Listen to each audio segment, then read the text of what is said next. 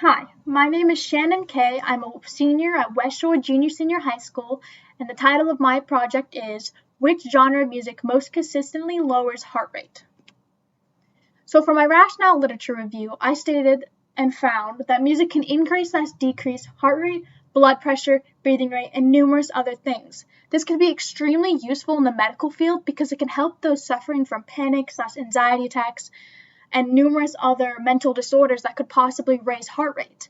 It is also known to distract patients from pain. Doctors are shown to use different types of music to distract patients that are during an operation that they actually have to feel it. So my question is, which genre of music most consistently lowers heart rate? I wanted to figure out what this was, the answer to this question is, because I thought it would be useful for people suffering from panic attacks and anxiety attacks to be able to just live their life without having medication and just able to use music as their outlet. For my hypothesis, I stated that classical music will most consistently lower heart rate the most, and rock music will raise heart rate the most. For my methods, I first started that subject must lie in a comfortable position so that they aren't exercising, they aren't possibly influencing their heart rate in a different way. Subjects must open a given app and record their resting heart rate. I had to use an app due to COVID restrictions, so I wasn't able to meet them one-on-one and use a heart rate monitor. Then the subject must listen to each song for exactly 1 minute each. The subject must measure their new heart rate using the same app, the HR heart rate app, which is completely free and was able to use multiple times. The subject must record that data as well as the previous data into the Google form that I created and sent to them. And then the subject must relax in between each song for 30 seconds to get their heart rate back to normal. They have to repeat each step as listening to each song for 1 minute and resting for 30 seconds for each song. And then they must submit the results to the Google form I sent to them. For my data and data analysis, I used average decrease/increase in heart rate to determine the results. After I received my results from the Google form, I found that there were two outliers and one was far greater than the other. One graph I put in has no outlier and one does. With the outlier, I found that country had an average of 1.4 BPM, classical 4.2 BPM, jazz 4.8 BPM, pop 5.2 BPM, and rock 6.5 BPM. Both songs in each genre's heart rates are averaged together to find this. So as you can see, the answer to the question with the outlier would be country.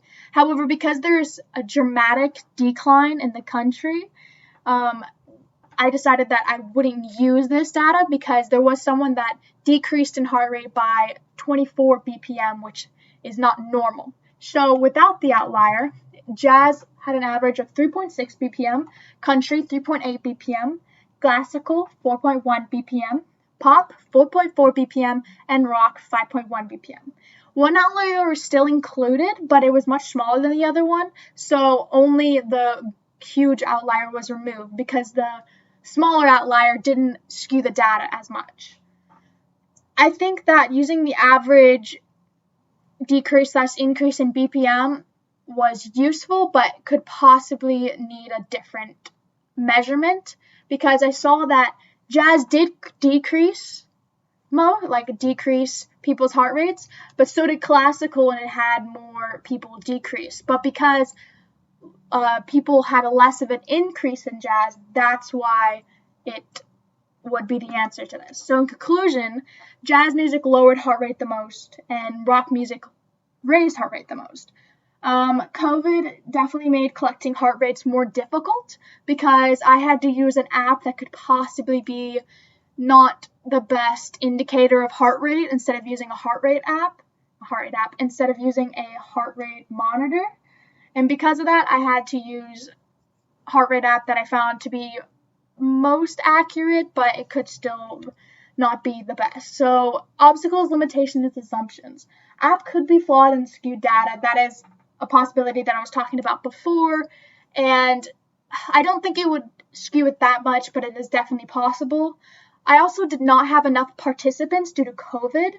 I only had 10, which possibly could have affected the results. I think that if I had more participants, it could have made classical the answer, but instead jazz was, as well as country was a close second. So with more participants, it could have changed the results, but I don't know because I only was able to get 10 because of COVID. And I also had 2 outliers that affected the data.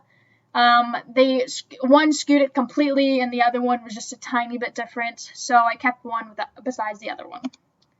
So for future studies, I think that I would measure music affecting heart rate during exercise, knowing that could be extremely useful because for people exercising, sometimes their heart rate gets too much and it could cause them to need to rest for a little bit longer. Some people just don't have the capacity for their heart rate to raise that much. So finding out which music could lower it could give people more of an excuse to exercise without feeling a pain in their chest. I would increase the number of genres. There are so many genres of music that aren't a lot of people listen to, but I wasn't able to incorporate this into this project because I didn't have enough time. I would change the unit of measure as well. As I was saying earlier, I don't think that average increase/decrease in BPM is the best way to determine the results, but because of lack of time and not an easier way to tell the exact answer, that is what I had to go with. Thank you so much for listening to my project. I hope you liked it. Thank you for judging me. Thank you. These are my image citations, and that is all.